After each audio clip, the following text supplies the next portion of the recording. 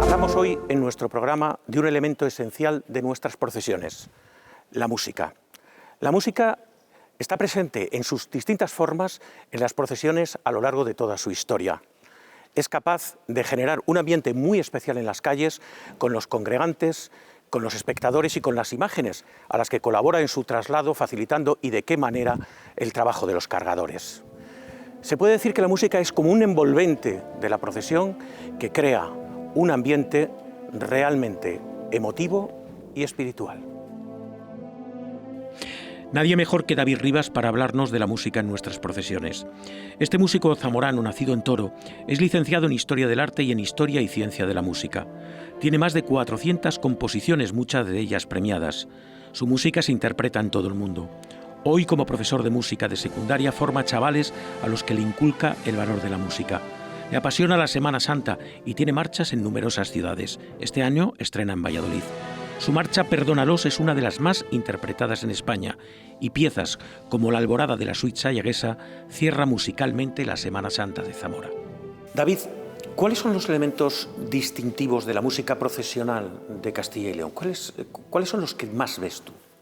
Bueno, yo diría, los que entienden de música lo comprenderán más rápido, pero sobre todo son esos elementos que tienen que ver un poco con la tonalidad, con lo fúnebre, con el carácter. Son esos tres elementos, unos más técnicos, que es seguir en una tonalidad menor en lo que nosotros llamamos trío del final, y sobre todo el carácter más recogido, más sobrio y más fúnebre. Creo que es importante que tengamos esto en cuenta. ¿Y lo tenemos en cuenta? Bueno, pues por desgracia siempre no. Y digo por desgracia con todo el respeto a todas las músicas, pero creo que cada cosa en su sitio. Y en Castilla echo en falta en algunos sitios el que se apueste más por músicas más fúnebres y más nuestras, con esa idiosincrasia, ¿no? Que quizá heredar cosas más del sur, que en el sur están muy bien, pero que aquí, por el patrimonio de ciertas ciudades y por la idiosincrasia de las procesiones, como que no lo veo muy acertado. Eso es lo que te quería preguntar. Los aires del sur, la Semana Santa Andaluza, que además este año ha tenido expresiones tan importantes como la procesión magna de Sevilla, que ha tenido una difusión tremenda, está de alguna manera, y admítenseme la palabra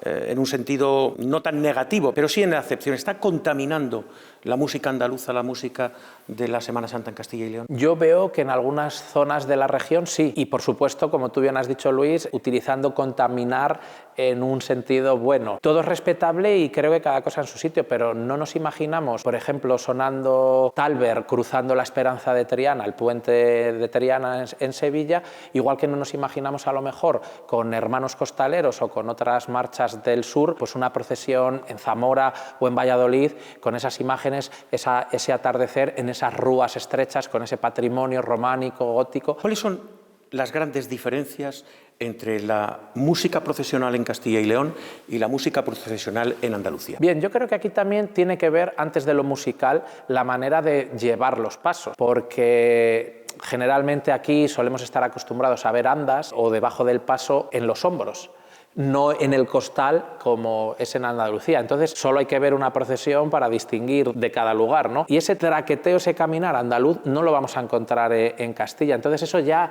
influye para que las marchas de aquí sean como más lentas y luego el carácter, ¿no? Más recogido, más sobrio, más castellano, nunca mejor dicho. Las diferencias suelen ser sobre todo el uso de la instrumentación, que a veces en el sur las llamadas de metales, de trompetas sobre todo, están como más presentes, y sobre todo la segunda parte, lo que llamamos el trío, que en Andalucía siempre suelen ser en tonalidad mayor, entre comillas como más alegre, pero también tenemos otros colores, otros aromas que también influyen a la hora de escribir música. Como compositor, cuando te enfrentas a una partitura para una composición, ¿qué tienes en cuenta fundamentalmente? Bueno, pues tengo en cuenta varios elementos. Antes de ponerme con la partitura y a trabajar en la parte creativa, me gusta empaparme de la historia de la cofradía, de la imagen en concreto, ver también el recorrido que hace. Me gusta empaparme pues, de las características propias de la procesión a todos los niveles. Yo me hago un boceto y trato de plasmar en música, teniendo en cuenta que es un lenguaje abstracto, sentimientos que creo que pueden ser lo más cercanos posibles a los que puede tener los cofrades de esa cofradía y que al público en general pueda transmitir también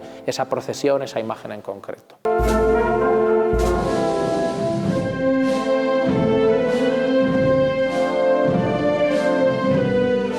Las bandas de música están enganchando mucho a los chavales para la música. Es decir, en esta banda de Toro son muchos los chavales que ceden su tiempo para aprender a tocar un instrumento y para salir pues, en distintas épocas del año, y una de ellas es Semana Santa. ¿Cuándo empiezan los ensayos? Bueno, pues las bandas suelen ensayar todo el año, porque es verdad que ese concepto de bandas para a lo mejor algunas actividades más populares, conciertos de verano, pasacalles, procesiones, afortunadamente se ha ido ampliando y hacen conciertos que bueno, no se diferencian tanto de los que puede tener una orquesta a lo largo de una temporada, ¿no?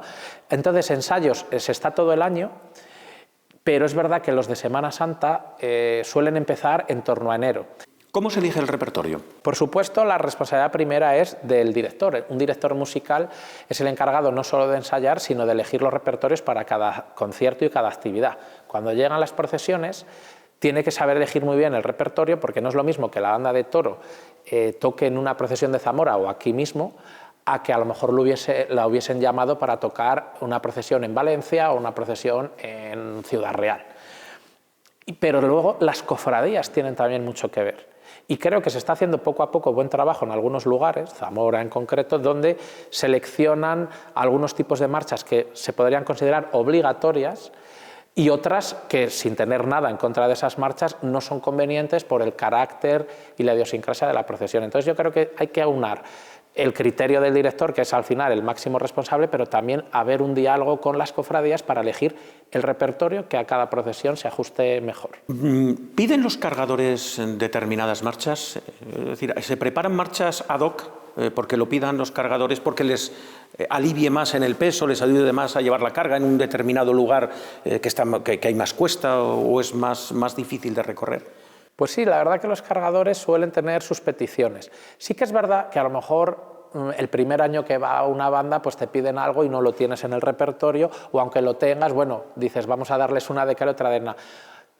Algo bueno que se está haciendo también en los últimos años es que un número bastante importante de bandas que repiten en las procesiones suelen a lo mejor pues establecer esos vínculos, porque siempre va la misma banda con el mismo paso.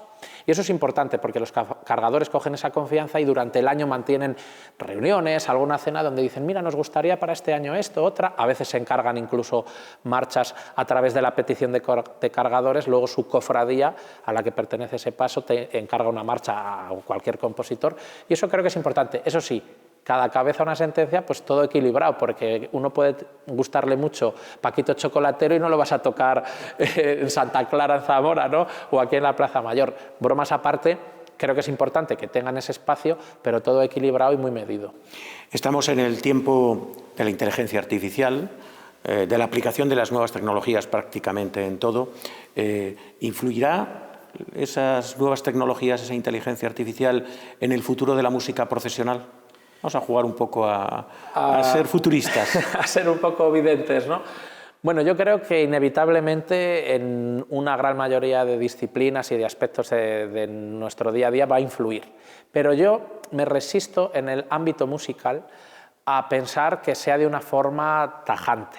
¿Y por qué? Porque creo que esto, que es el corazón, es muy difícil que una inteligencia artificial lo imite, por muy perfecta que sea. Creo que el corazón no va a ser sustituido nunca por la inteligencia artificial. ¿Qué le diría el compositor de la música de Semana Santa, un compositor de música de Semana Santa, qué le diría en este momento a los directivos cuando van a sacar una procesión y cuando a veces se muestran exigentes con las bandas? Les diría que a veces no piensen que por ser presidente de una cofradía tienen la verdad absoluta, igual que un director no tiene la verdad absoluta de todo, y que hablen para poder pensar en los buenos repertorios, en dónde se puede interpretar cada cosa, y dejar también ese margen a los directores que son profesionales de la música. Pues David Rivas, muchas gracias, muchos éxitos. Muchas gracias a ti, Luis, ha sido un placer, y gracias a vosotros.